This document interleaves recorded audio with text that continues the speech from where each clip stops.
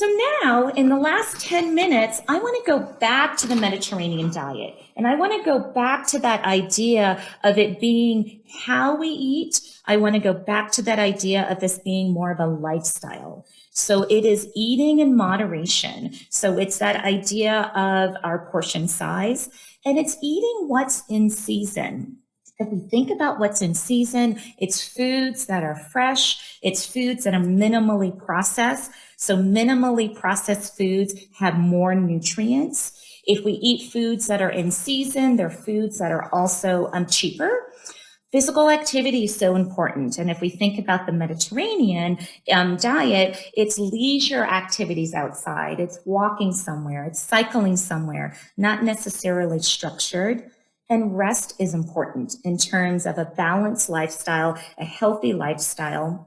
And when we think about rest, we could think about a siesta, and there's some conflicting data, and we can talk about that in the question and answer if you want, but there's some conflicting data about a siesta in terms of napping. But we also know if we get a good amount of sleep at night, recommendation is 7.5 hours of sleep on average, we make healthier choices, and we're less likely to have diabetes and heart disease.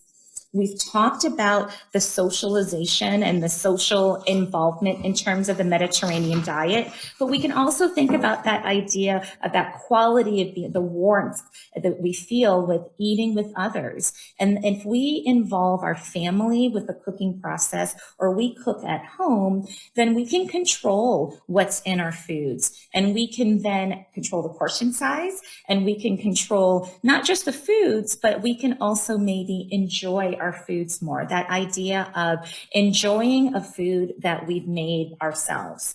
It's also that idea of that personal involvement in cooking.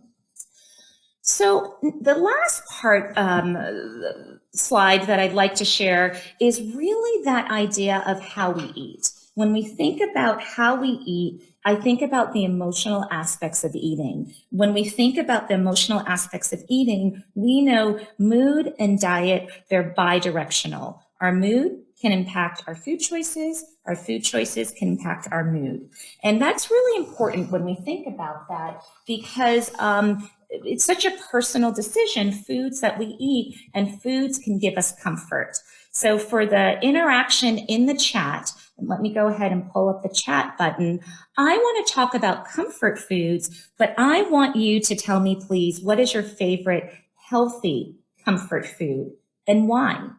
Because when we think about comfort foods, often they might be foods high in saturated fats like butter and cream, but there are healthy foods that can give us comfort. I see avocado, nuts, I see fruit, sunflower seeds, cottage cheese, popcorn, dark chocolate, all the benefits. Soup with lots of veggies, and soup is something that's warm. Another soup, I saw berries, good studies with berries decreasing the risk of cardiovascular disease. So feel free to continue to put in foods that are healthy comfort foods, and we can learn from each other. And so it's also that idea about savoring our foods. Savoring our foods would be the idea of thinking about foods that we enjoy eating. We should think about foods we like and foods that we don't like. And it's okay. There are foods that we do like and don't like, but it's also that idea of engaging our senses as we eat. So if it's crunchy foods that we like, slowing down so we can eat foods and feel the crunch in our mouth. Feeling the textures of the foods in our mouth, enjoying the multiple flavors of foods, of meals. And to do that, we need to slow down. And to do that, we need to think about being mindful. And we could be mindful when we prepare our foods. Maybe we want to add turmeric to our meals, some of our meals, and there's so many studies to show how turmeric decreases inflammation. Or maybe